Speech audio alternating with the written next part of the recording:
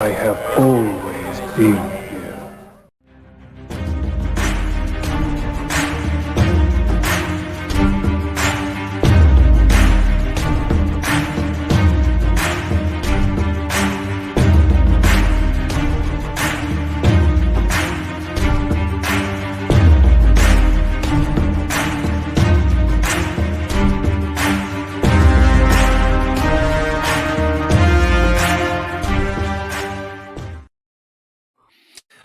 Good evening, ladies and gentlemen, boys and girls, geeks and nerds and ambassadors everywhere, and welcome back to the Ambassadorial Wing and another installment of Ambassadorial R&D. Excuse me. And I'm, of course, your host, the Ambassador. And I hope that you all are having a great Saturday night. Hope you're having a real good weekend. And tonight we are back. We're going to be breaking down Episode 6 of Book of Boba Fett. Darn it, excuse me. And also, I will be giving you all just a few thoughts on the first two episodes of season 2 of Raised by Wolves, the latest original series from HBO Max.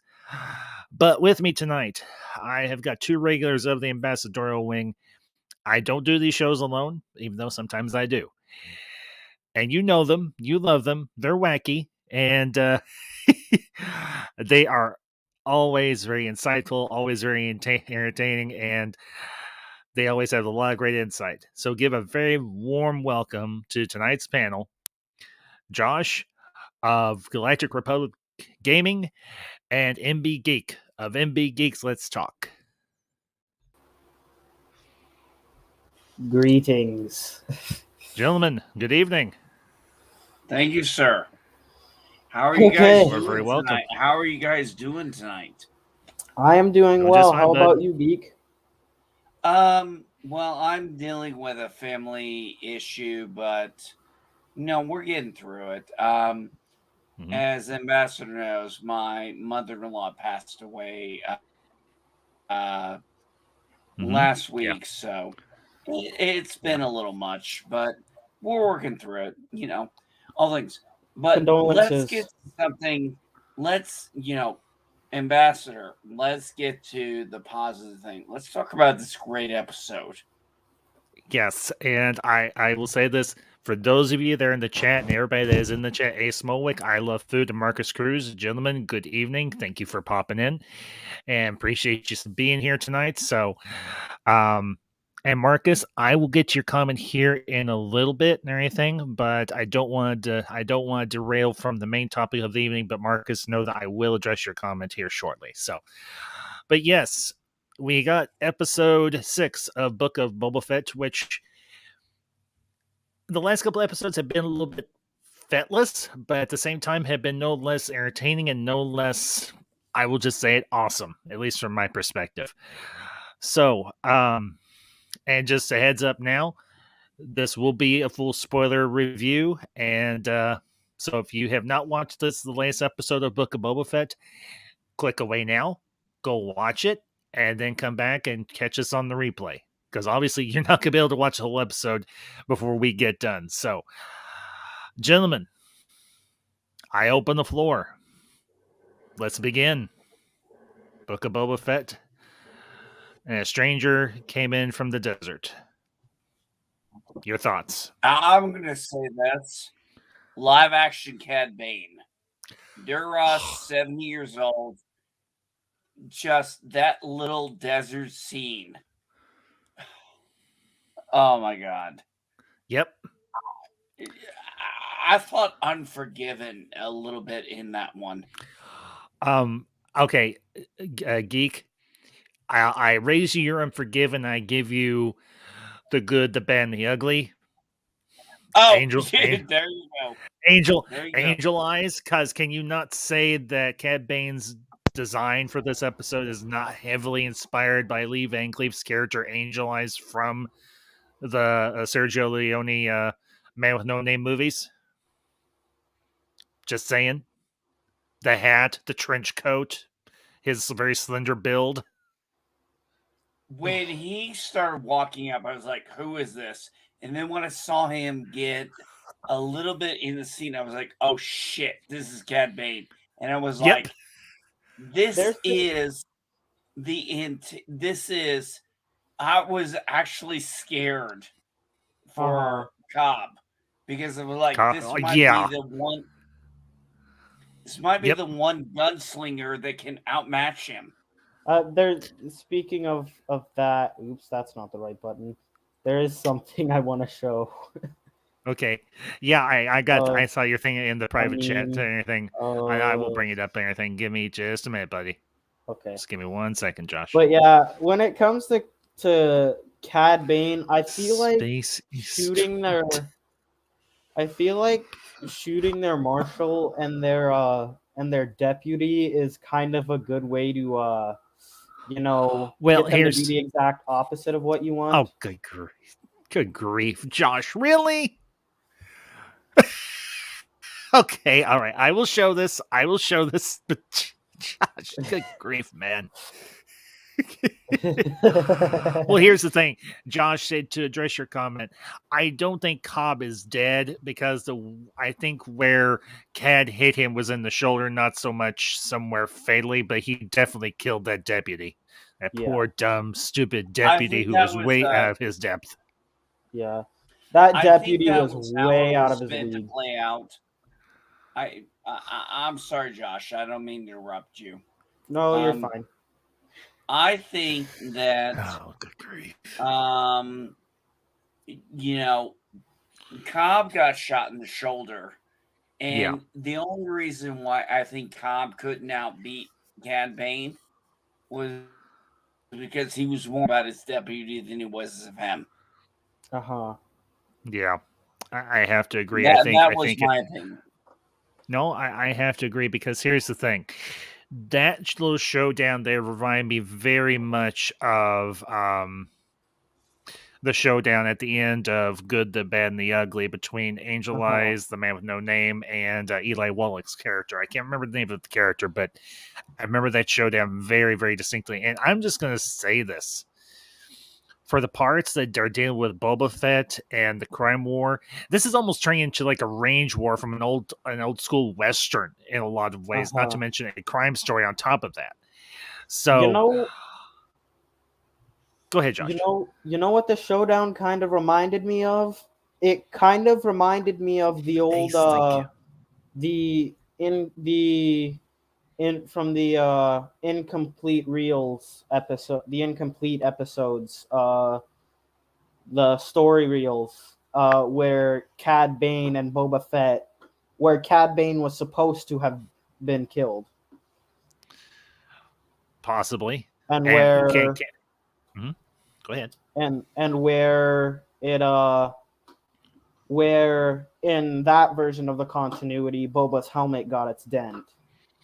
Yeah, I get what you're saying. And Dad Dude Vince, good to see you, Vince, as always. And yeah, I think he's saying that you're talking about Clone Wars, Josh. So. Yeah, I am talking about the Clone Wars. But I'm just gonna say this: the opening of this episode, where they open on Tatooine and Cobb is dealing with that group of Pykes, and granted, I never watched this series that did star Timothy Oliphant, but I got very strong vibes of Justified from that particularly that one shot where he's looking straight down at that chest of spice, right? And he's there is something about Ambassador. I'm sorry, I don't mean to interrupt.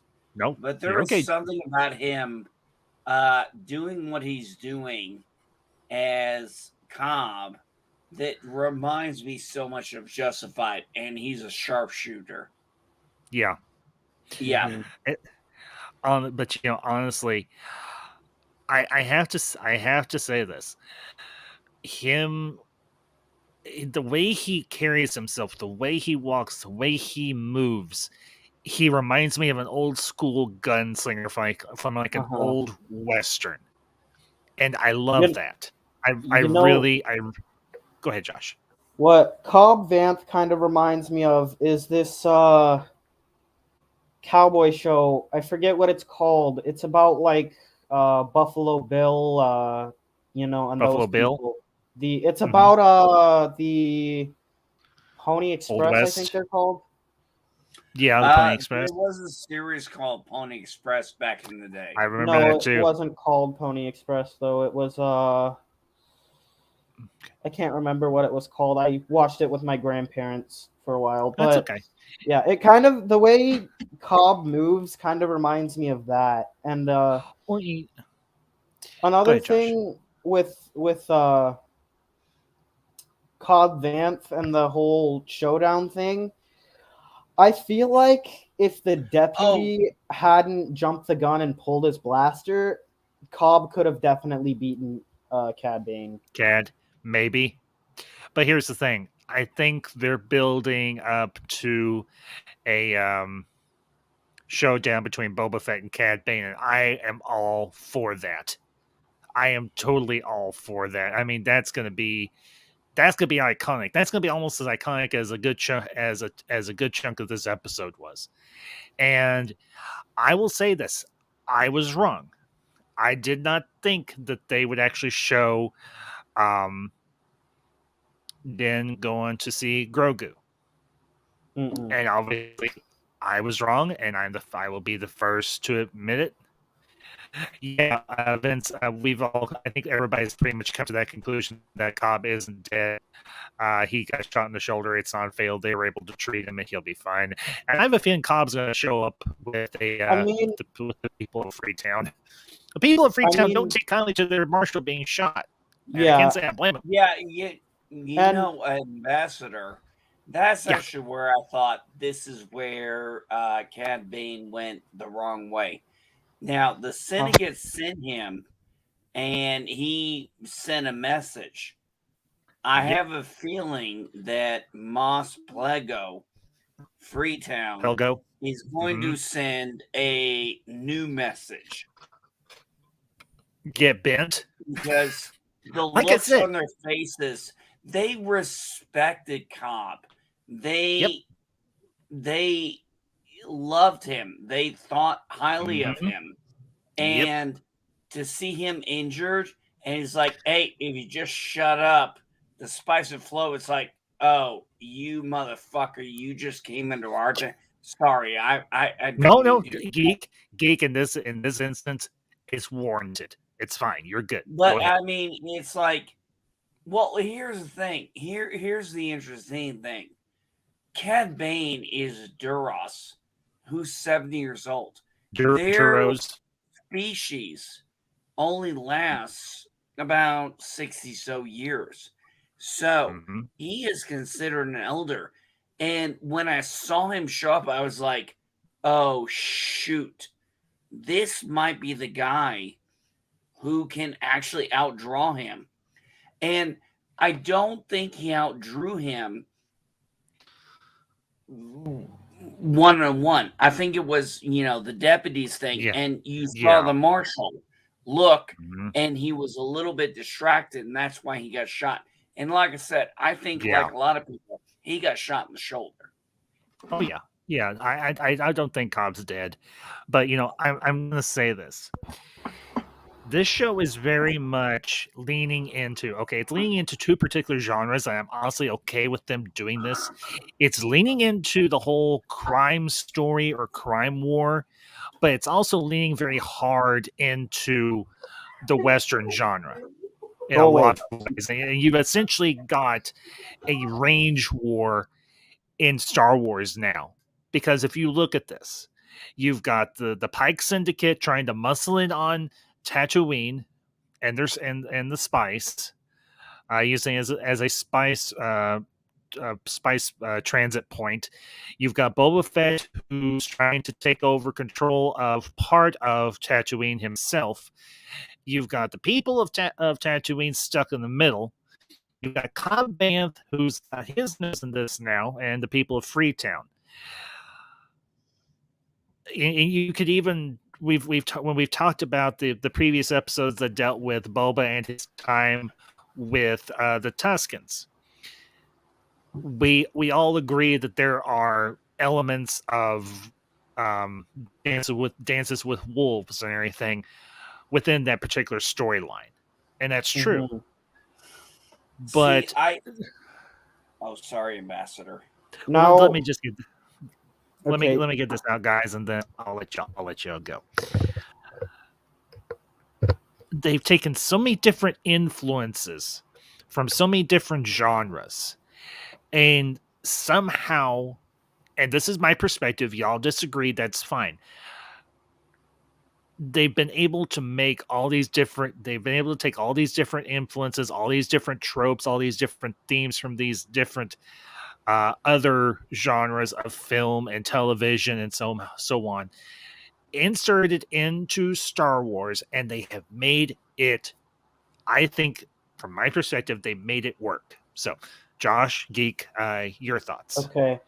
So before I say anything about that, I will say on the topic of non-fatal shots with Cobb Vanth, when Rex got shot in the Clone Wars by that one commando droid, that shot hit pretty close to his heart, but they were able to heal him still. You know, one of the things I remember is, you know, I was watching oh shit, what was the name of that series, that the animated series, the one that the Augments. How may I her, guys? I'm sorry, it's late, I'm tired. The Augments. Cad Bane shows up in the animated series, and he goes up against a clone, and it is a shootout, and Cad beats him. Are you talking about Bad Batch? Yes, thank you, Bad Batch. Sorry, I was drawing. Yeah, I'm sorry, I was drawing a blank on that. But I remember when I saw Cad Bane show up, I was like, "Oh shit!" I was like, "I seen Cad Bane take out clones." And I was he's like, taking out "Oh Jedi, shit!"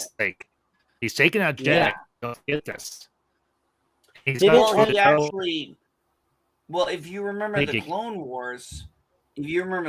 Wars, they tried to manipulate him and try the Jedi mind trick on the weak-minded, and they tried to do it because he was so strong-minded that there were so many masters who tried to do it, and they couldn't get past him. I mean, this guy is just, he's in a league. It took Anakin, Obi-Wan, and Mace Windu to break him. Yeah, exactly.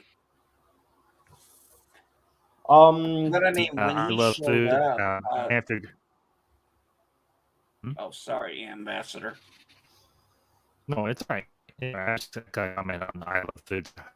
It's his comment here.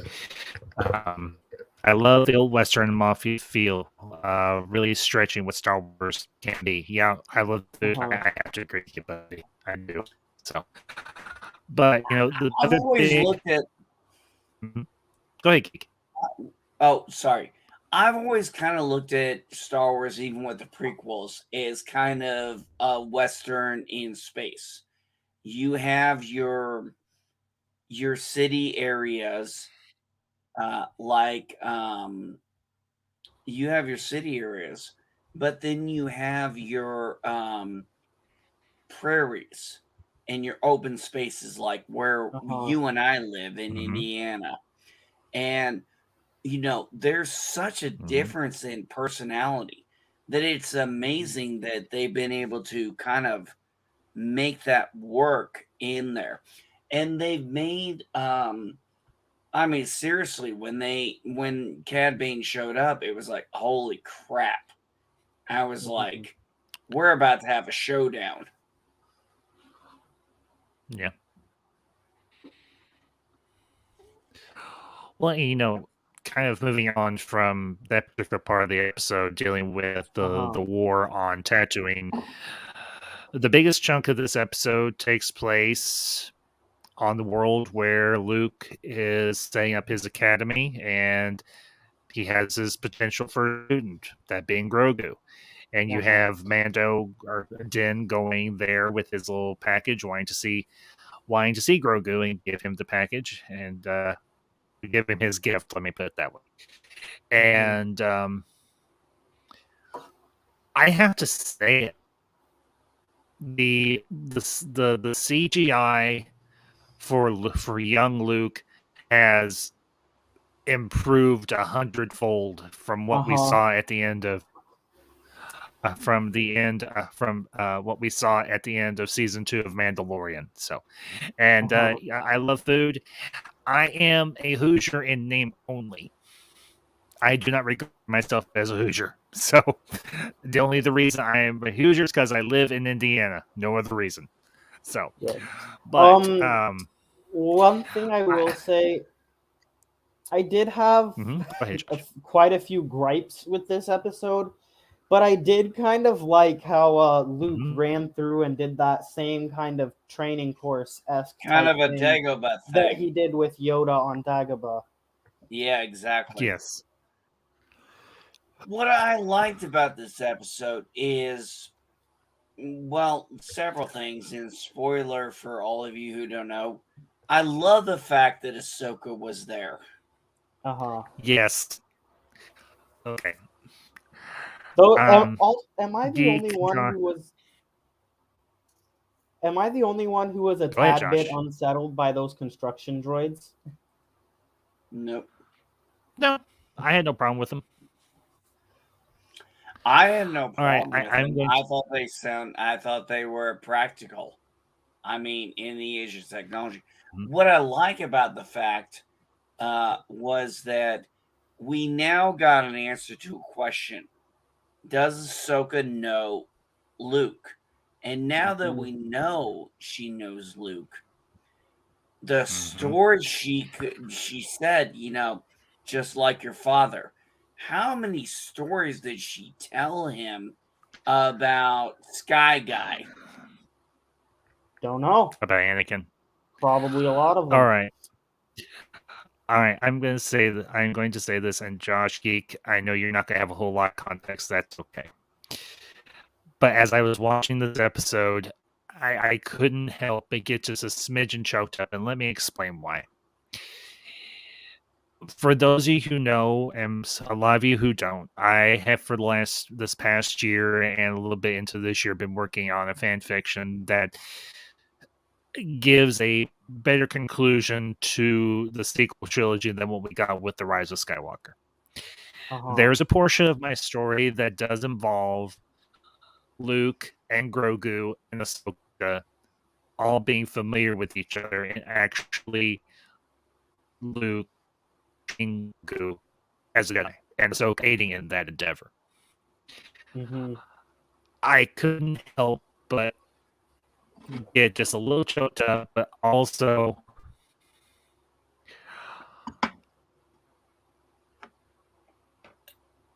be just a little bit not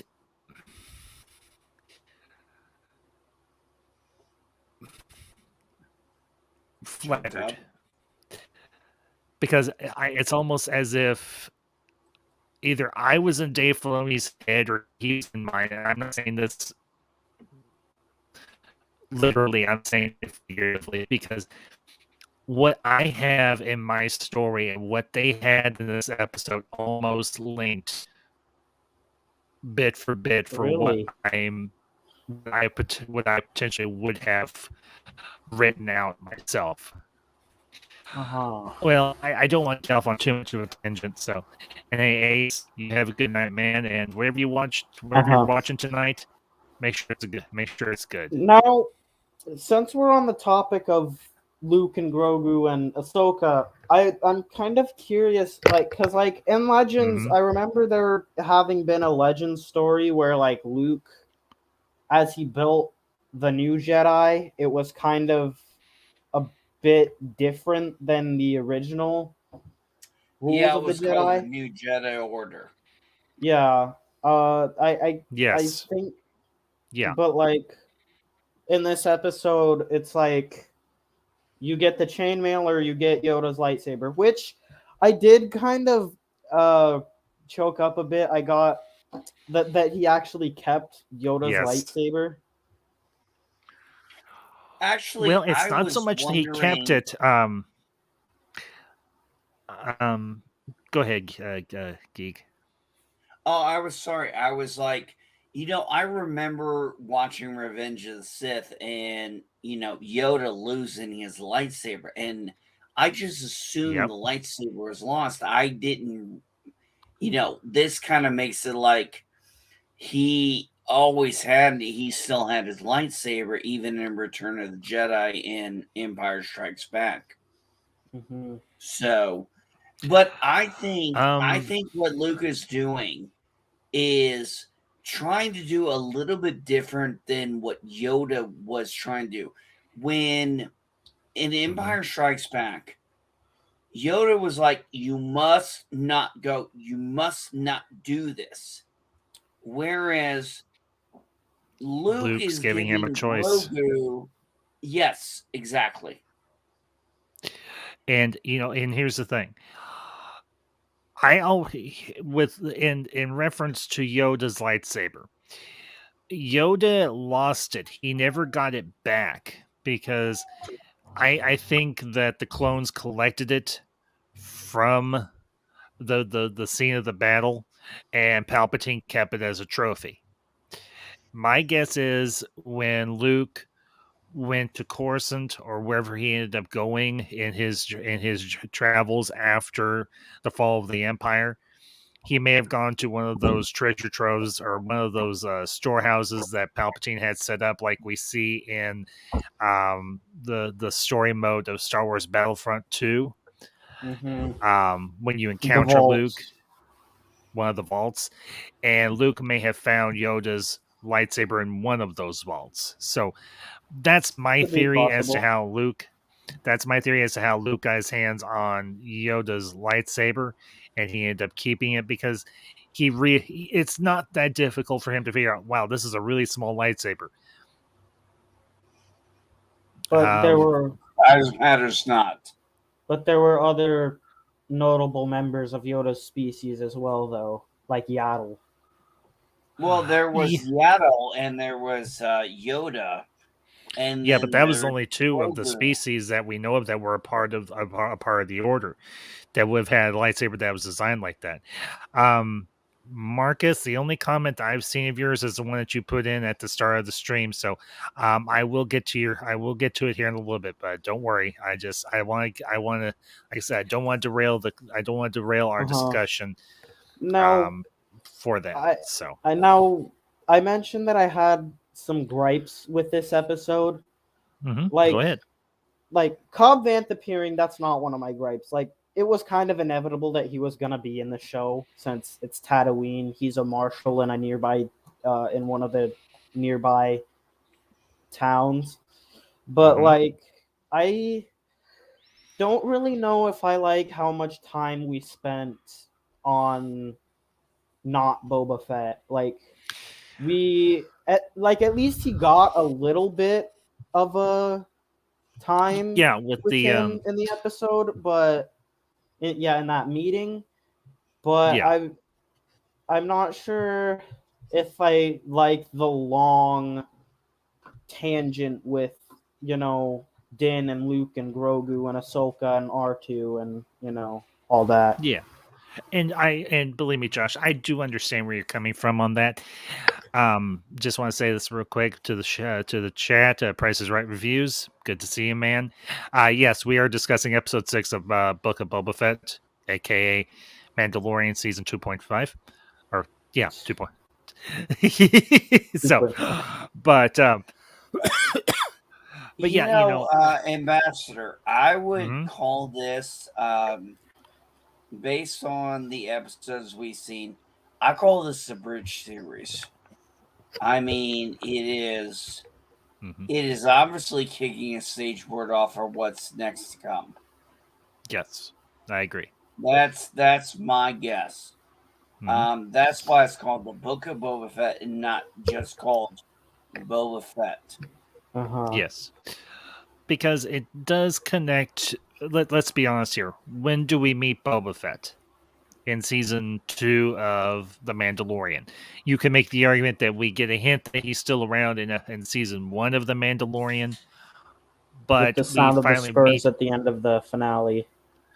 Exactly. So, but honestly, I think I get what you're saying, Josh, and it doesn't necessarily bother me spending time with Din going to see Grogu, but because I really enjoyed that conversation between him and Ahsoka. And she's like, hey, are you doing this for him? Or are you doing this for yourself? And I think it's a very powerful character moment for Din when he realizes it's time for me to move on. It's time for me to go. I'm going to say this, Ambassador. Mm-hmm. As a father who has has 3 children and 1 grandson, it's when you have to move on from being protector to something else. With my oldest daughter, who is 21 now, once she turned 18, I said, "You're 18 now. I am still your parent, but I'm like, I can no longer tell you what to do. I can only advise and counsel you." Right. I had to learn, when I had to tell my children, learn their place. When my children became of age, like my daughter did, and my other 2 children will, I just say I had to learn my place, if that makes sense. Yes.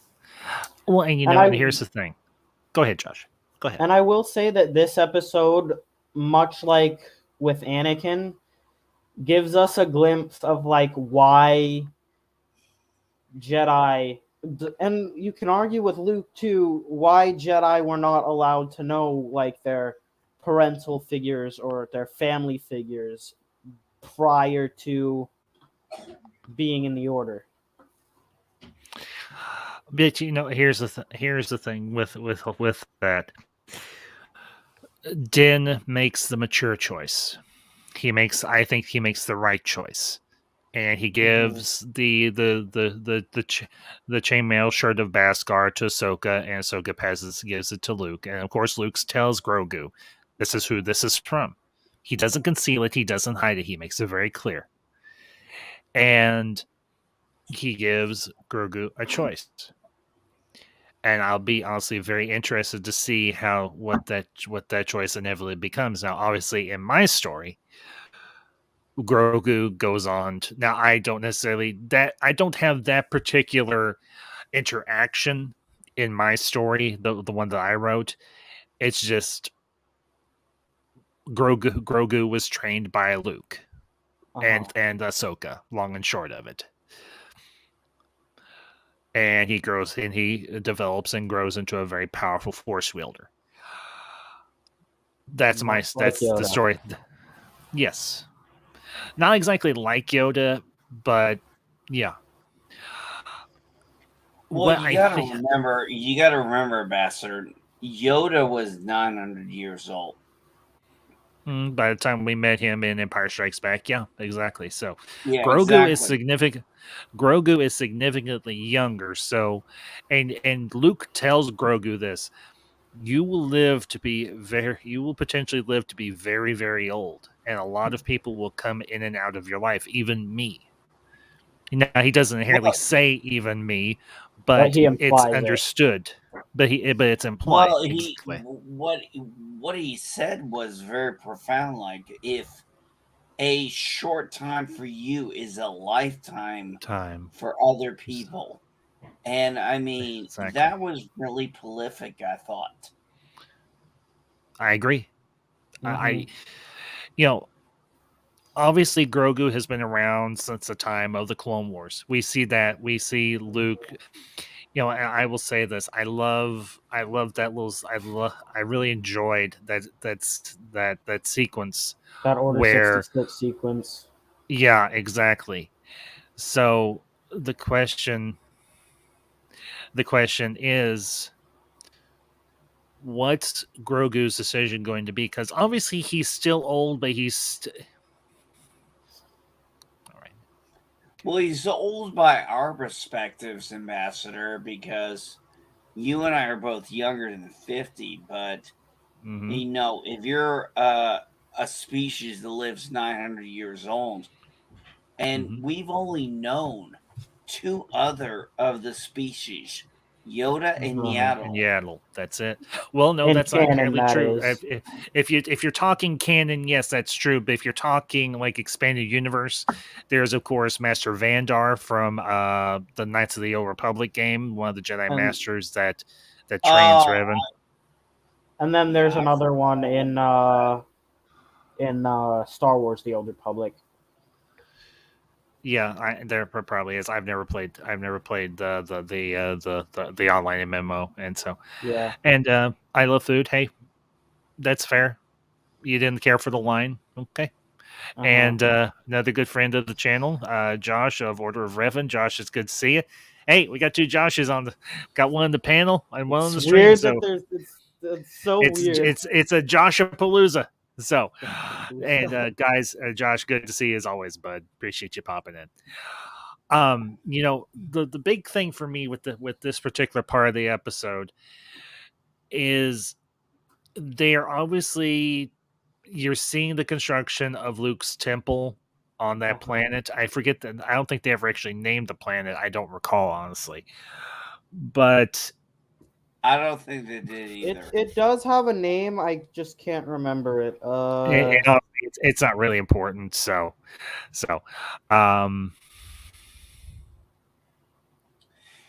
let's see here. Ambassador, here's something I've been saying. It's on Yavin 4. People is they're like, oh, well, this doesn't matter because of what happens in the sequels. I'm like, this is not an ABY, not 35 ABY. I don't care. First, Google says he's on Yavin 4, which I thought the planet they're on. Oh, he is. Yeah. Okay. Oh, that was Yavin. Yeah, I thought it looked familiar. It might have been a different section or a different part of Yavin and everything of that moon. Yeah. So that's potentially possible. So but, I'm okay. I'm okay with it being there. So that's not a big issue. So, but there's two things I wondered. Is who saved him during Order 66? B, we still don't know. B, if he does go the route of, taking up Yoda's lightsaber, becoming a Jedi, how will he, if at all, survive the burning of Luke's temple? Well, now here's how I rectify. Here's how I solve that problem in my story. I simply put it as he completed his training and he left. Mm-hmm. And he went off on his own, essentially. He grew strong enough in his force abilities. He got old enough to where he could be on his own, and Grogu went off on his own. And then at the point in which my story takes place, was obviously within the sequel trilogy timeline. Him and Ahsoka link together again. They go. They travel to Tython to establish a secondary base, quote unquote, for Force wielders. And in my story, that's where Luke and Rey and Finn and the rest of the New Republic end up during the duration of my story. Yeah, now, that's my story. It does obviously my fan fiction's not tied in any relation whatsoever to official canon. But I was pulling from because I wanted to. For me, Grogu has a very integral part to the story that I'm telling in relation to Rey, but also in relation to the establishment of a new order of Force wielders. So, and ladies and gentlemen, give a very warm welcome to the other Josh of the Order of Revan. Josh, my friend, good to see you. Good to see you too, man. I heard you talking Star Wars. I'm like, I gotta come in on this. Okay, well, hey, bud, that's why I put the link in the chat. So anybody can come in that wants to join the discussion. So, thank you. This is going to. Here's how we're going to do this. Means we have two Joshes. Josh, I'm going to just refer to you as Josh Josh 2. You're gonna Josh Order of Revan. You're gonna be Josh 2. So okay. Anyway, that's fair. That way we don't. Three. That way there's no confusion. So I'm getting feedback on my end. I think somebody's got a hot mic. Somebody got a hot mic. I think somebody's okay. I think it might have been Josh, not Josh 2. So, all right. So, Josh, your thoughts on this episode? What did you think? My thoughts is Josh. I didn't mean you. I meant Josh 2. Okay. It's confusing having two of us in here. It's okay. Well, we can always call Josh Revan. You want me to just do that, Revan? Yeah. Okay, that's cool. Revan, your thoughts? Oh, I liked it. Actually, I've liked every episode so far. So I'm one of them guys that didn't hate on 3 and stuff like that. But yeah, I liked it. I've never been a big Luke Skywalker fan. It's because, like, heretic. For me, Old Republic. Heard the heretic. How can you not like Luke Skywalker?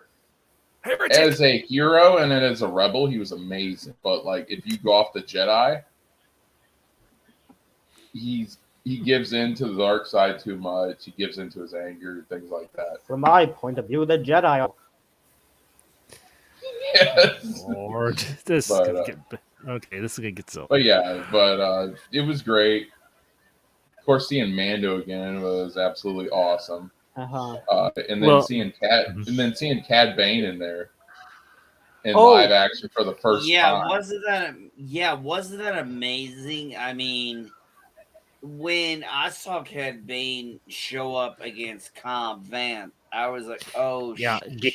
Yeah. And after episode 4, I predicted that they were going to bring some of the bounty hunters in live action. I didn't know if it was going to be Cad Bane or Bosk or Singh, but I was predicting there because where he's looking for muscle, they got to bring one of the bounty hunters in at least. Yeah, Aurra Singh and Bosk have been in live action, though the former was only for like a split second, seconds. blink and you miss it. Yeah, and Phantom Menace. Yeah. Mm-hmm. Yeah, one thing I did want to mention though is that line. One of the lines was kind of hypocritical. Boba Fett is a cold-blooded killer who worked for the Empire. I don't remember what the rest of the line was, but it kind of describes Cad Bane in a way too. Yeah, because Cad Bane worked for the Empire. He worked for the Separatists. He worked for anybody who had the credits. And and that's the thing. And I've said this before about bounty hunters.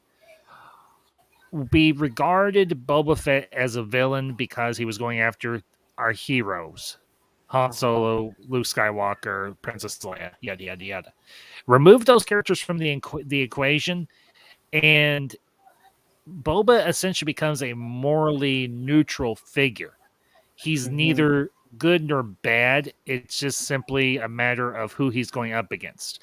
Since he's trying to establish his own criminal empire, which in itself is not necessarily a good thing, just depends on what type of enterprise he decides to set up. Evil our point of view. Exactly. It just depends on what he ends up doing. But since we are kind of rooting for Boba to succeed, we regard Boba as a hero. You could almost say the same thing. You can almost say the same thing about the Mandalorian the first time we see him. He's obviously a bounty hunter. He goes after potentially bad people or people that have wronged others, or at least those who have perceived to be wrong. Or people who owe a debt, like we see in the previous episode of Book of Boba Fett.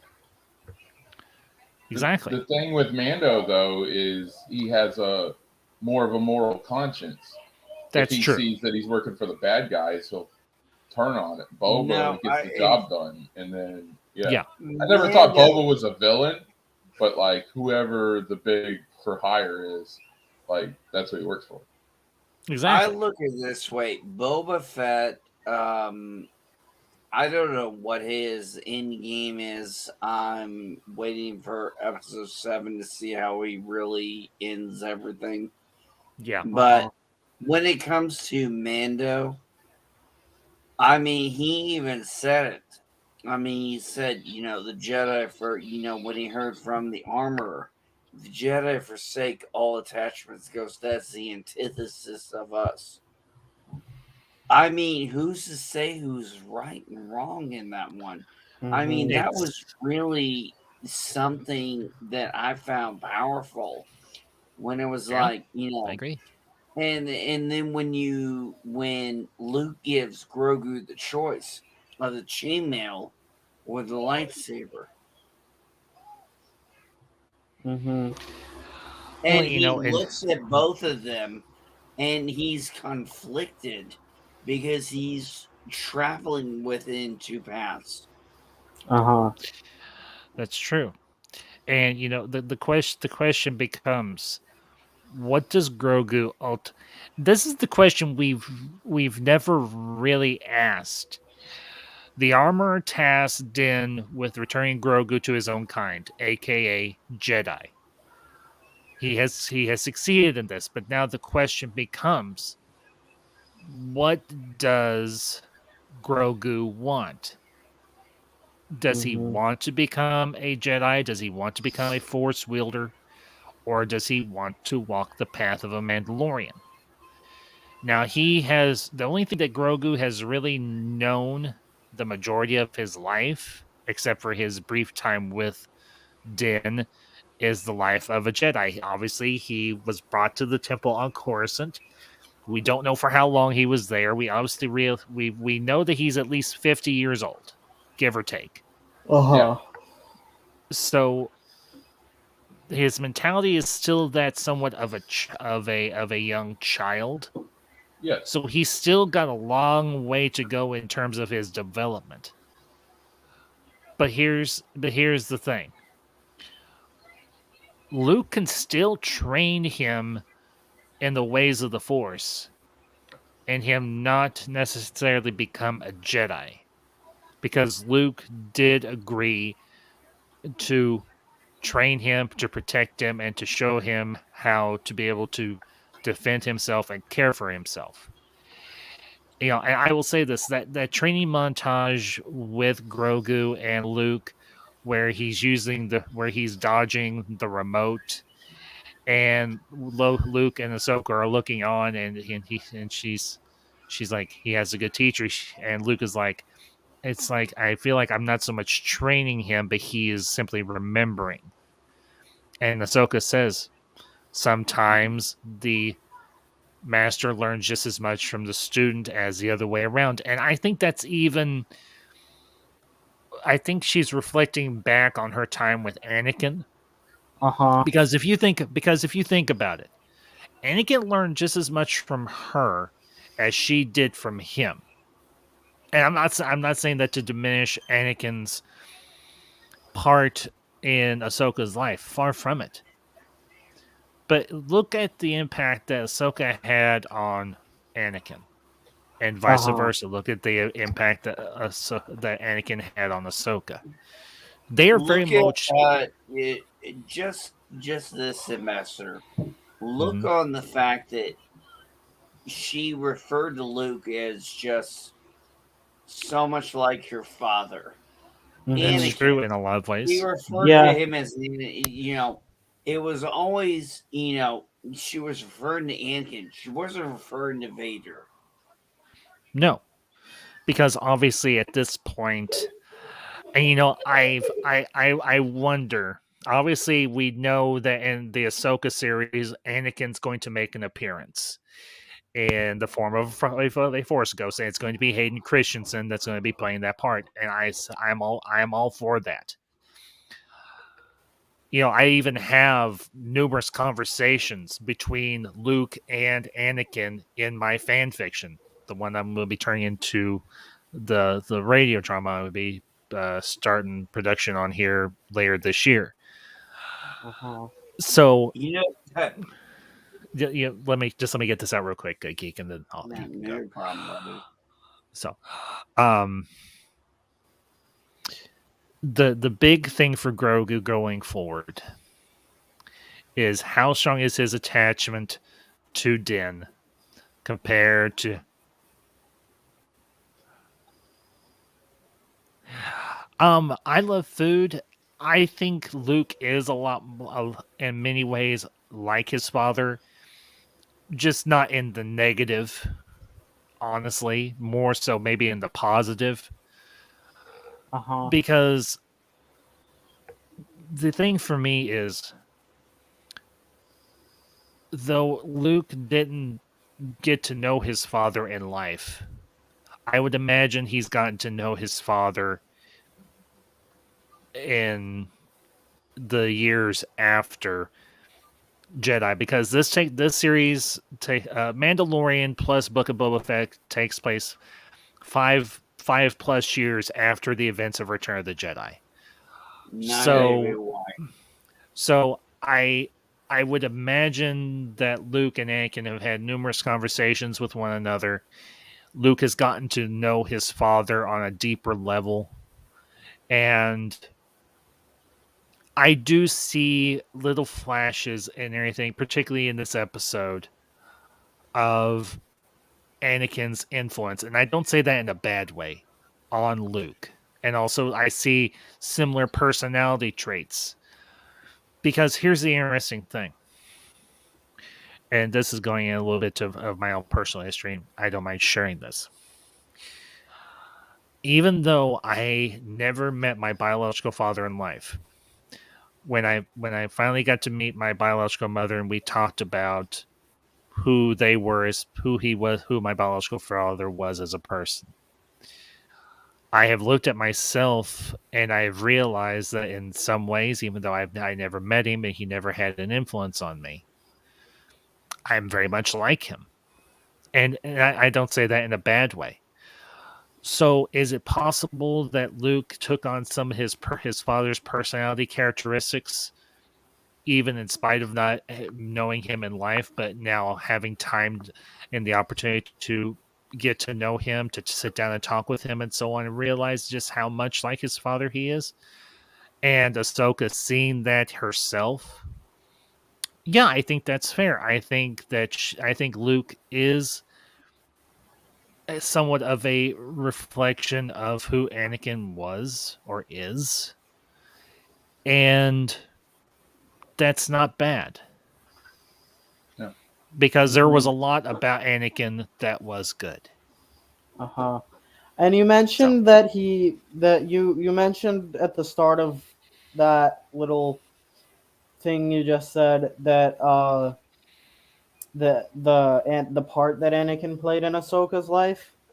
Mm-hmm. Like, you can see for a split second during Ahsoka and Vader's fight on Malachor, Anakin's eyes, or Vader's eyes, are blue, much like Anakin's. Yep. Exactly. For that split second, but that's what changed him. It changed him even more. I remember that. Yeah. It was she was not willing to leave him. And it was interesting that little bit of her, so much like your father.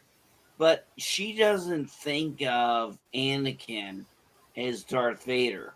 She thinks of not anymore. Anakin Skywalker and the hero he was. Exactly. Well, she really didn't see the Darth Vader side. Yeah. Anakin was a hero. Anakin was a war hero. He was manipulated and shit went bad. Yeah, I get that. I will say this, and I've had the opportunity to sit down and watch and listen to several of our friend Zach Leary's videos, and the one that he did in particular on Darth Vader himself. And there are some very insightful things that Zach had to say in there, and I do not disagree with them. I think they have merit. Anakin was most definitely manipulated. I agree with that. But at the same time, Anakin, I think, had his own agenda, but his agenda was not a bad one. His agenda was to save the life of his wife. No pun at rhyme intended. That was, and let's be honest here. We all have agendas in our life. The question is, what is Luke's agenda ultimately? Is to rebuild the Jedi Order, but to do it in a way that's better for everyone. Yeah. Rather than repeating the mistakes of the past that the Jedi committed, he wants to go down a different path. He wants to go down a different road. And there is not a darn thing wrong with that, because he's learned from the mistakes of his father and his two masters, and from the entire Jedi Order itself, the mistakes that they made. Yeah. Well, I thought this. Go ahead, Geek. No, go ahead, Geek. You're fine. I was going to say, what I thought about when he made that decision for Grosgu, take the chainmail, take the lightsaber, kind of reminded me of a different thing. He was changing the teachings, because when Luke was going to leave Dagobah to go to Bespin, you must not go. I mean, they were demanding him. They were both focused so much on him. They were like, "You've got to stay." No, his passion, and I think Luke learned from that and is giving Grosgu the choice. Say, "Hey, take your pick. I will respect it." Yeah. The thing with Luke, he had more attachments than anybody. So him making him choose between one or the other, I guess from one point of view, I'm like, it's kind of hypocritical. But then if he has learned from that and is trying to teach Grosgu to learn from that, then yeah, you see, that's my thing. I think it was a teaching moment. It's like, hey, you got to make a choice. I will accept, but the way Luke did it was, I will accept your choice, because he said, if you choose a chainmail, you will go back to the Mandalorian, your friend the Mandalorian. But if you take the lightsaber, I will train you to be a Jedi. And I don't know which choice he's going to make, because I honestly can't say I would be able to figure that out in that moment myself. Well, and here's the thing, and I love food. I've got your comment up here. I guess I'm thinking that Luke. I'm thinking Luke that Snips knows it's the very stoic Return of the Jedi Luke. The Anakin Snips knew in Clone Wars was not that. Luke in A New Hope and Empire is more like Anakin. Food. I can't say I disagree with that, because here's the thing: we all evolve and change over time, and Anakin and Luke at those particular times in their lives were somewhat more alike, and they were in many ways polar opposites. Now, the big thing going forward, and I do want to ask this question of you all. Obviously, we've got one episode of Book of Boba Fett left for the season. That is for the season. I don't know if there will be a season 2 of this or not, or if it'll fold into season 3 of The Mandalorian. That would be my guess. But my question for you all is this. Do we want to see the choice that Grosgu makes in the next episode? Excuse me. Or do we want to see, and honestly, this is what I'm going to say. I want to see Boba Fett's story arc completed, or at least this particular story arc completed in this next episode. Me too. We've had time. We've had 2 episodes with the Mandalorian, with Grogu, with Ahsoka, with Luke now. We need to. I'm honestly, they've left 2 massive cliffhangers. I think we can hold off on finding out what Grogu decides unless they do it like as a post-credit scene, like what they did with the post-credit scene for Mandalorian season 2 with Boba Fett. I think this last episode needs to focus on the war on Tatooine. But gentlemen, what are your thoughts? Me, I'm kind of on the same boat there as you are. I'm kind of in the boat like for the past 2 episodes, we've spent a lot of time away from Boba and from what's going on actually with the Spice War, the war with the Pykes, all that kind of stuff. Mm-hmm. And I feel like, what you You muted yourself, buddy. No, my mic came unplugged. We can either sit off this thing until the start of Mando season 3, or we can get the end of it in a post-credit scene. But I personally want the final episode of the season to conclusion course between Boba and Cad Bane. But I would agree with that. So, yeah. Revan, your thoughts? What do you hope to see with this? Oh, we got one episode left, so they're gonna freaking throw everything in there in the next one. Unfortunately, I would have liked to see it go 9 like Hawkeye did, and you could have built that over the next couple episodes. But I think they're gonna throw They're gonna Cad Bane's gonna go up against Boba. I think they're gonna have that, and they're gonna finish that part up, and then they'll do the Grogu stuff.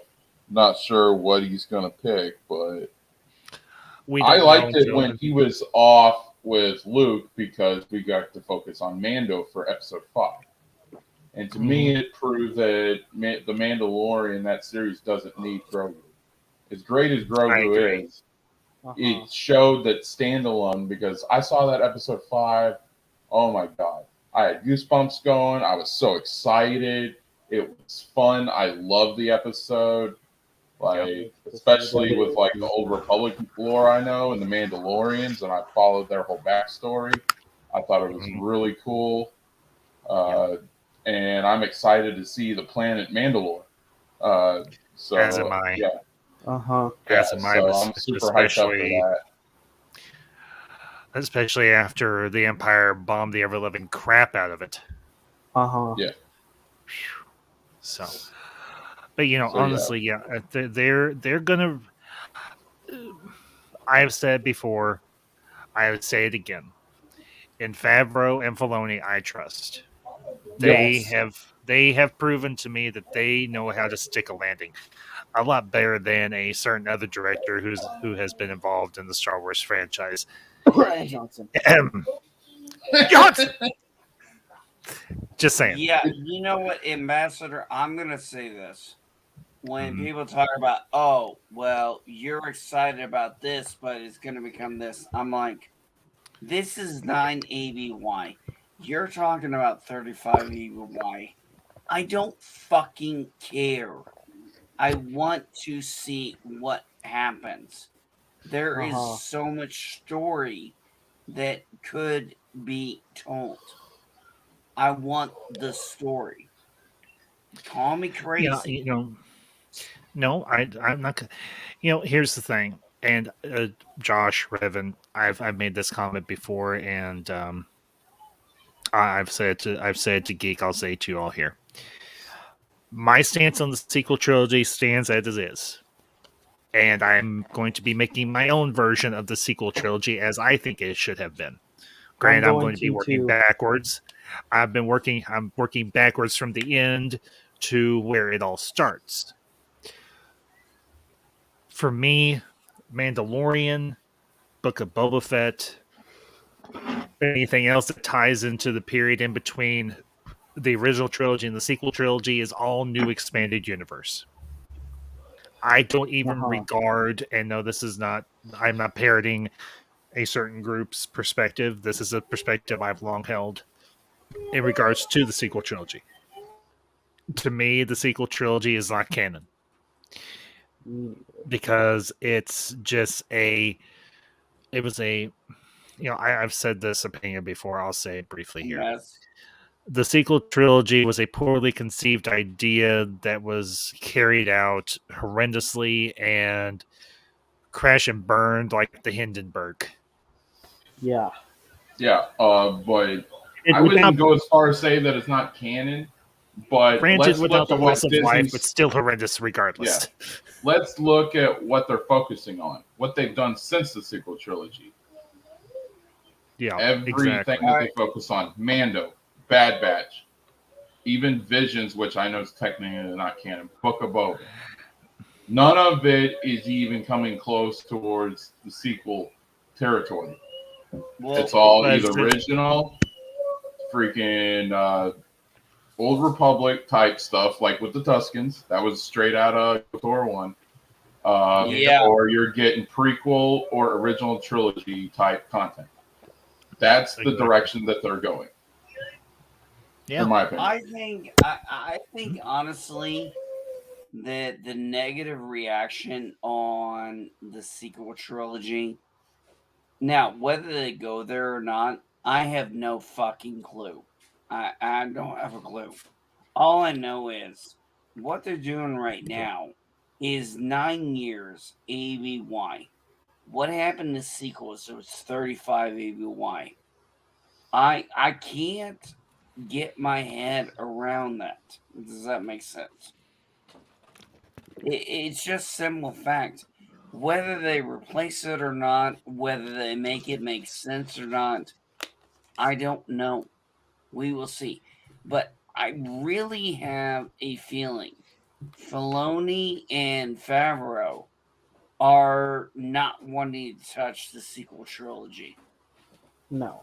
Not if they don't Agreed. have to. And here's the other thing too. And I'm just going to say this, and yes, this is a bit of a troll comment, and I acknowledge that. I don't take the opinion or the word of a guy with a bucket on his head to mean much, if anything at all. I don't see the sequel trilogy being retconned. I don't see it being erased. I don't see it being removed or anything. It's there. It's done. It's over. I don't care.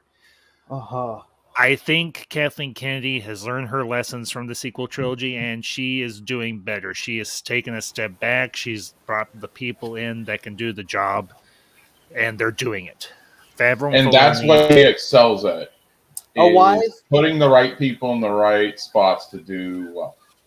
Oh, sorry. Exactly. A wise man once said, "Sometimes taking a great leap forward requires first taking 2 steps back." Who said that? Obi-Wan. Seriously. When did he say that? Was that in the Clone Wars? I think so. I know I heard him say it somewhere. Sometimes. No, it was in Clone Wars. Yeah.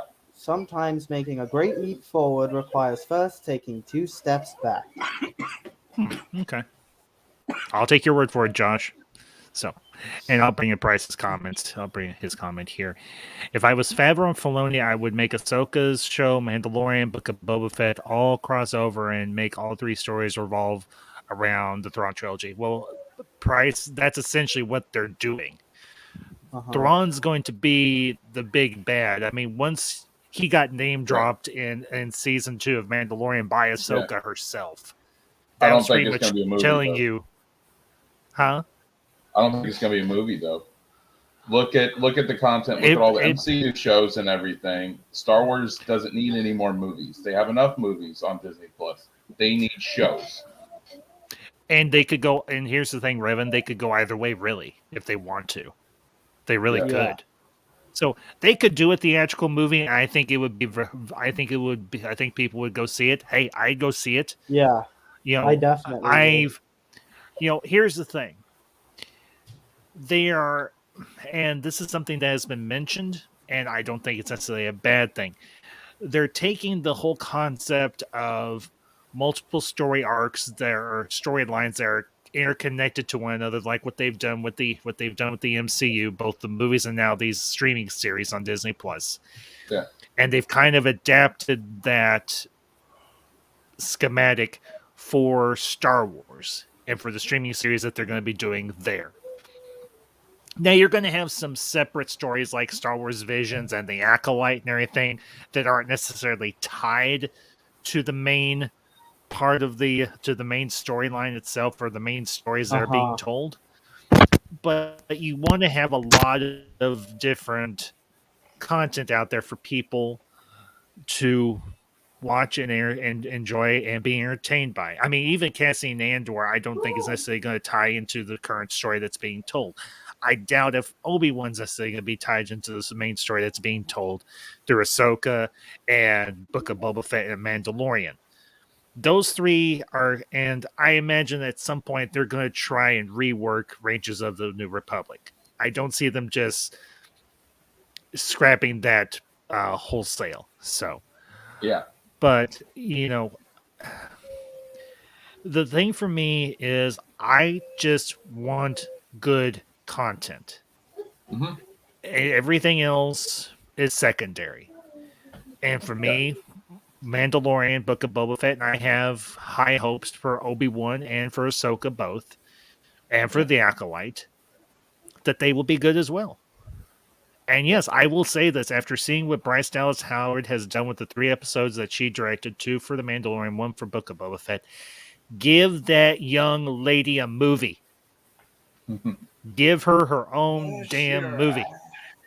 Do you guys remember the Marvel Netflix shows, right? Yes, I never watched them, but I'm aware of them. So each series led into a show called The Defenders, which was the big one. All right. Mm-hmm. And it gave reason why all these people working for this big bad. I think that's what they're going to do with the Star Wars shows. I think that it's all leading. The big show is going to be the Thrawn. That's what it's all leading to. Yes. Potentially. Mm-hmm. And so I think all these shows, because you're seeing cameos from everybody on each other's show, I think it's going to lead into the Thrawn show, and that's going to be the big one. So yeah. Now a live action Thrawn. Do you think that's going to be awesome? The last episode, a live action Thrawn. I'm actually just curious. Yeah. Now, don't quote me, but I am fairly my brain just left the building. Sorry, Josh. Take you a minute. I'm kind of in the frame of mind that Thrawn is currently ruling the Imperial Remnant from the shadow. I don't know if it's necessarily from the shadow. I'd say he's probably just doing it right out in the open, because here's the thing. He's the one person that everybody in the Empire is going to look to, and they're going to be like, okay, you're potentially the last Grand Admiral that's around. Not to mention you were one of the highest ranking Grand Admirals of the whole bunch. So what the hell are we going to do? You have...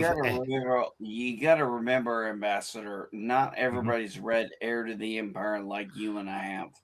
That's true. I haven't read it. Not everybody's read the first Thrawn Trilogy. I know they did a second Thrawn Trilogy, and I know that Zahn has worked on some other books in regards to Thrawn. But yeah, I only know Thrawn from Rebels. So yeah, Revan, here's the thing I would recommend if you can get your hands on it.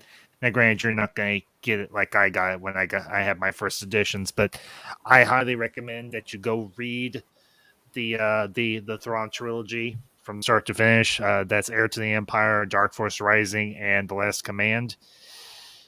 It is a truly exceptional trilogy of books. Now, with Go ahead, Josh. Excuse me. With the old trilogy of them and the new trilogy of them, what would be the order to read those in if you had theoretically both trilogies? If you had to figure out your trilogy, it's very confusing in the EU sometimes, but the EU really started with two particular things: the Heir to the Empire from the book series and Dark Empire from Dark Horse. Dark Horse Comics. Yeah, I agree. Exactly. Yeah, exactly. And they, I actually, Ambassador, I read an article where I was talking where the Vector, I think that was his name. I'm probably saying it wrong. He was talking with Timothy Zahn about, hey, what are you doing so I don't fuck things up? Exactly. Yeah. So, and Revan, to answer your question, answer your comment in the private chat, the Dark Empire comic book series is extremely well done. Dark Empire 2, and Empire's End. Empire's End. Yeah, anybody I talk to EU about, it's like, dude, you got to read Dark Empire. Dark Empire is the best. So you should honestly read all three. Yeah, because you're only getting part of the story with Dark Empire. You need to read all. You need to read the whole set. Yeah, if I get my hands on it, definitely. And I like the Thrawn character as a bad guy. He's just I disagree with what you're saying, Josh. I don't think Thrawn was a bad guy. I think he just had a different point of view. Well, I disagree because he was billed as the bad guy in this story. Now, obviously, you have a secondary villain in the person of Joruus the clone of Joruus C'baoth. But Thrawn always felt like a cool bad guy to me, especially when he was talking Art of War, and when I saw him in Rebels, I'm just like. And when it comes to Thrawn, like I'm reading the Timothy Zahn book trilogy right now. If you look the good guy versus bad guy, if you look at the very beginning of the first book, the very first chapter talks about how he was exiled because he went against the Chiss rules and did a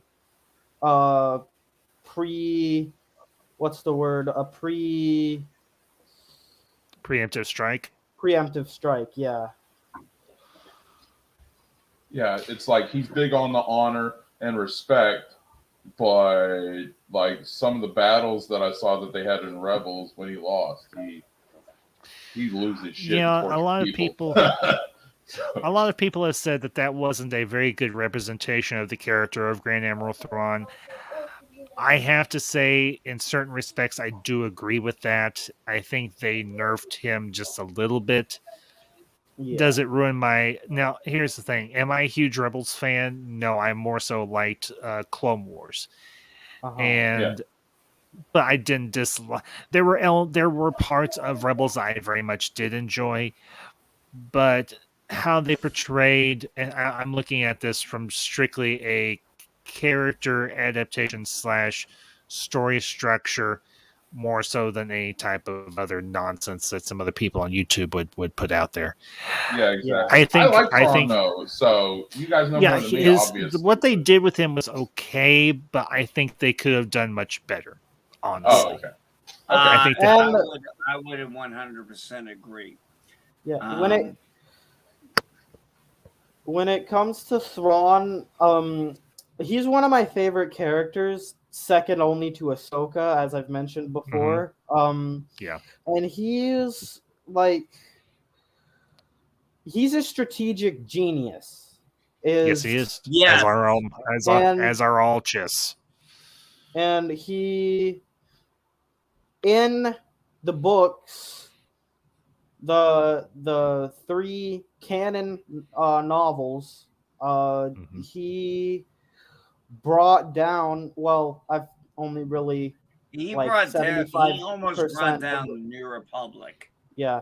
Yep. But I've only really read about 75% of the first one. But he crushed a bunch of rebellions. He crushed an Umbaran rebellion. He crushed several criminal groups led by the Night Swan guy.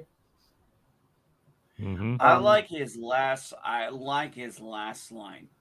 It was so articulately done.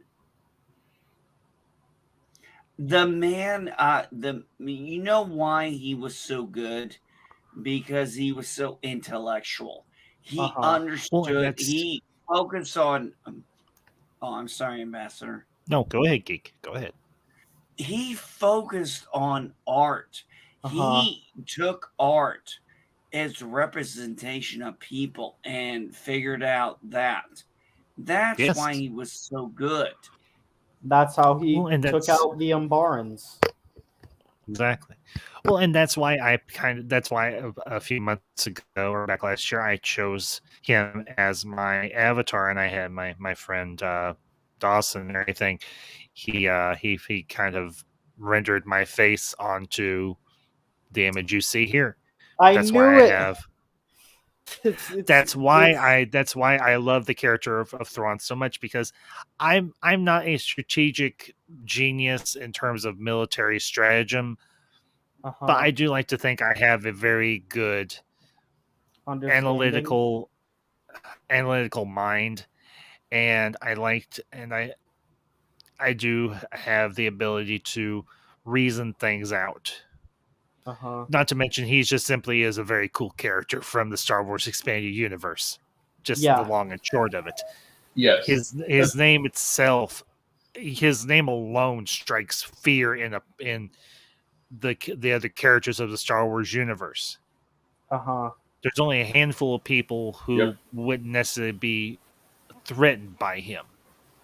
Even in live action, when Ahsoka said Thrawn, look how everybody looked in the shot. Yeah, well, there was only 2 people, her and the magistrate, but yeah. The thing is, when it comes to Thrawn, the only reason why Ambassador, in my opinion, read the books. The only reason Thrawn lost was because of what his henchmen did. Now I can't remember their name. The Nagiri. Yeah, that one.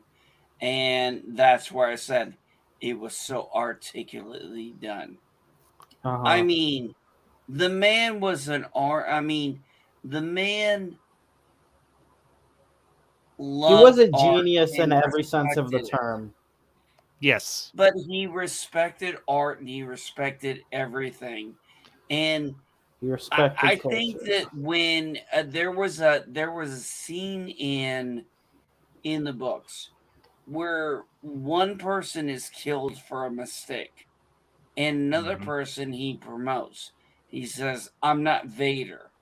I don't kill people for trying to do the right thing." Well, here's the thing. There was that moment where it was like, he's so different. Well, yes, because here is the truly amazing thing about Grand Admiral Thrawn. He does not have the Force. He only has his intellect and his wits and his will. Yep. And yet he could walk into the same room as Palpatine and Vader, and he would have everyone's undivided attention. Not to mention, now he still couldn't push it as far as others could, but he could still push Vader's and Palpatine's buttons.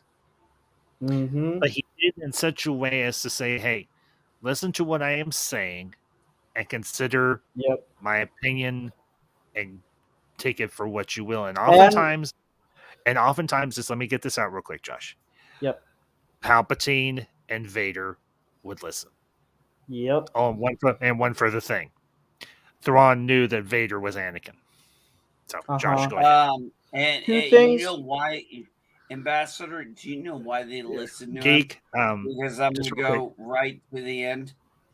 It was so articulately done. I know, Geek. You've mentioned that before. So, two things. Josh, go ahead. But I mean, but saying two things that's about how he managed to pull it. Two things about Thrawn. One, he graduated from Imperial Royal Academy as a lieutenant and rose in only a couple of years to Grand Admiral. Yeah. And two, there's kind of 2 points in this second. He had the favor of Palpatine, and he also had a rivalry with Vader for said favor of Palpatine. Well, remember, Palpatine made sure there was always a rival, Rivalry, yeah. Yeah, exactly. But Thrawn had something that both Palpatine and Vader didn't have. Anakin had it, but he lost it when he came to Darth Vader. And that was the charisma. Yes. Yeah. Thrawn was a very charismatic leader. He commanded, much like Boba Fett is trying to do, through respect and I would say also equality. And honor as well. And honor, yes, most definitely. And I would say that's something that Boba Fett also regards very highly, because that's something that his father Jango regarded very highly as well. But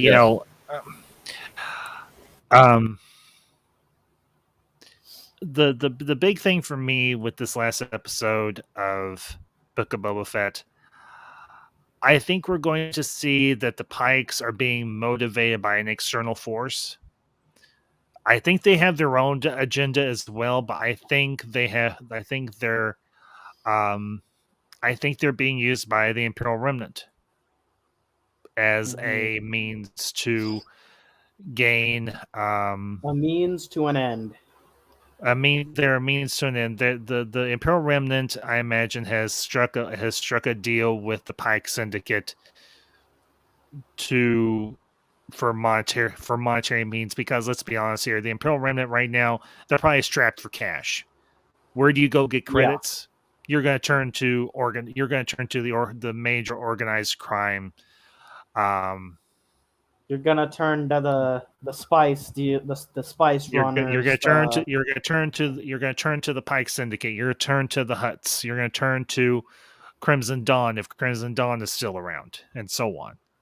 Mm-hmm. So, I would imagine this last episode we're probably gonna get a reveal of some sort as exactly who the Pikes are working for, because I don't think the Pikes are just on Tatooine of their own accord. They might see the opportunity there, sure, but I think the Empire is still trying to exert control through the Pike Syndicate. And hey, the Pikes are tough. I mean, let's be honest here. Go ahead, Josh. I think that the Remnant knows that there's still someone on Tatooine who could potentially be a threat to them. Mm-hmm. And that is, of course, Boba Fett. And that's why the Pikes are there. Possibly. So, I did want to transition. I don't know if any of you guys have had. I did want to discuss another topic this evening. I don't know if any of you guys have had a chance to watch either season 1 or the first episodes of season 2 of Raised by Wolves. If y'all want to stick around and hear my thoughts on it, you can. Or if y'all want to bounce, that's entirely up to you. But I'll stick around simply because I have something. I'm gonna bounce. Okay. Ambassador. Okay, no, geek. No disrespect.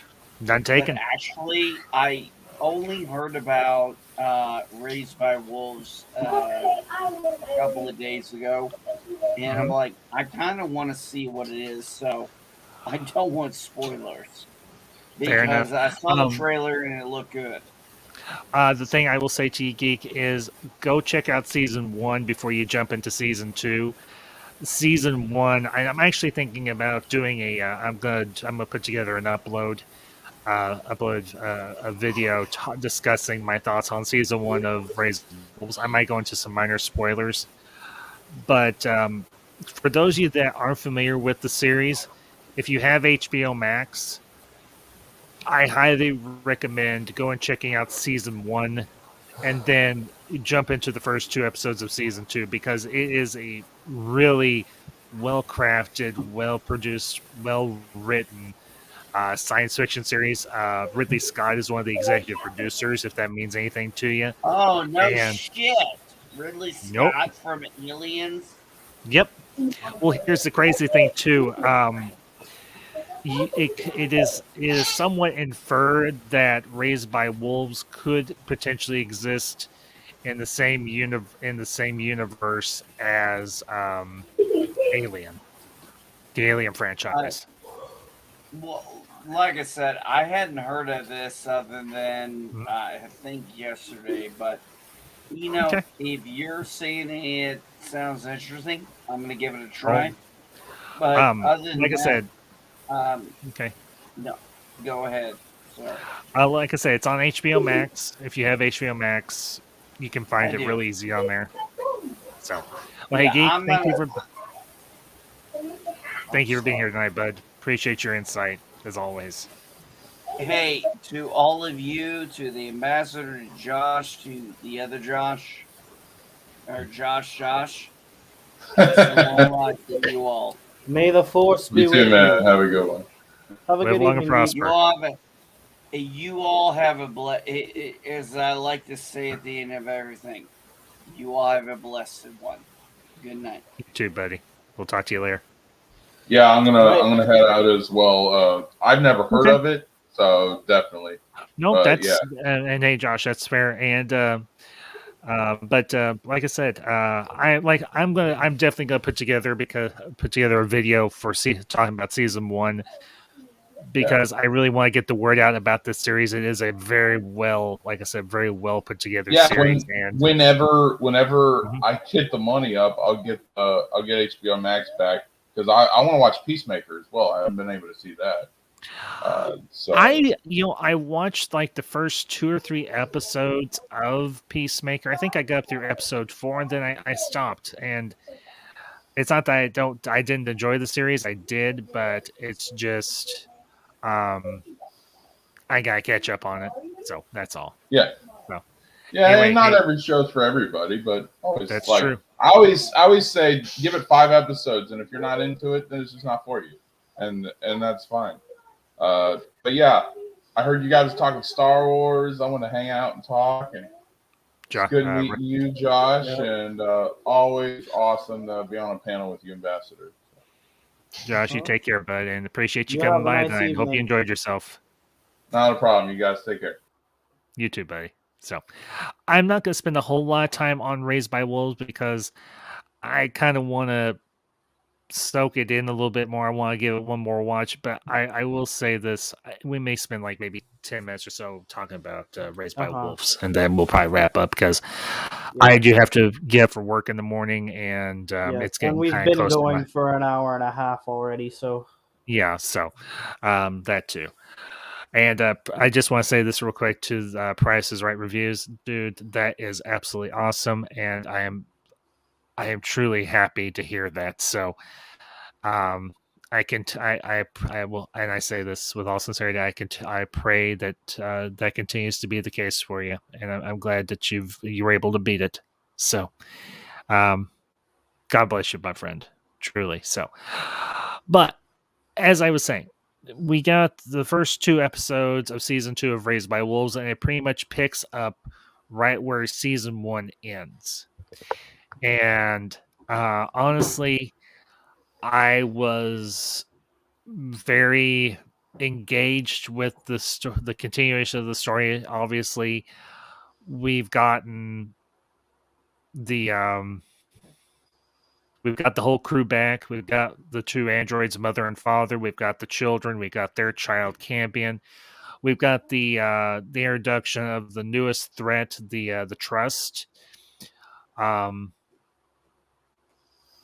I will say this because I don't want to go into a whole lot of spoilers for anybody that has watched, who hasn't watched Raised by Wolves as of yet. It is a very well put together piece of science fiction. It is a very intriguing story. It is a multi-layered and multi-themed series, especially season 1. It deals with a lot of complex themes and issues. And season 2 very much continues along that vein. So, I'm gonna have to get a hold of some other people because, and no offense to you, Josh, you don't know the series as well as I do. You haven't had a chance to watch season 1. I don't know it at all. I don't know anything but what you said last weekend, so or not. Yeah, honestly, I think honestly, I may just put a pin in this, and we may just go ahead and wrap up for the evening. Because honestly, all right, I need to give the first 2 episodes a second watch through. So I may just kind of edit this particular part of the stream out, or I'll just edit the title out, edit the title and everything. So anyway, Josh, you had something you mentioned. You had something you wanted to bring up before we close out. So I'm give you the floor. After we after we're done. Okay, I got you. So, well, anyways, folks, I think that is going to be it for tonight. I do want to thank both the Joshes and MB Geek for joining me this evening for the discussion. I want to thank everybody that was in the chat tonight. And I hope y'all, those of you that catch this on the replay, leave your comments down below with anything myself and the panel had brought up. I do want to let you all know that I will be going live again tomorrow evening with my good friend, Brian Hill, Master of None, or as his alternate title is, the Master of Noms. And we'll be concluding our review series of the new Trek films with Star Trek Beyond, and that'll be at 8 p.m. Central Time. And I will be putting out notifications on my social medias and everything, letting you all know what's coming up for the remainder of February and going forward through the remainder of this year for the Ambassadorial Wings. So, but anyways, folks, we will see you all next week for the conclusion of season 1 of Book of Boba Fett. I would wager we are in for one hell of a ride. So, but that all being said, you all have a great night. We will see you all next week. May the Force be with you. May the Force be with you. Stay ambassadorial. And these are the ambassadors. Signing off.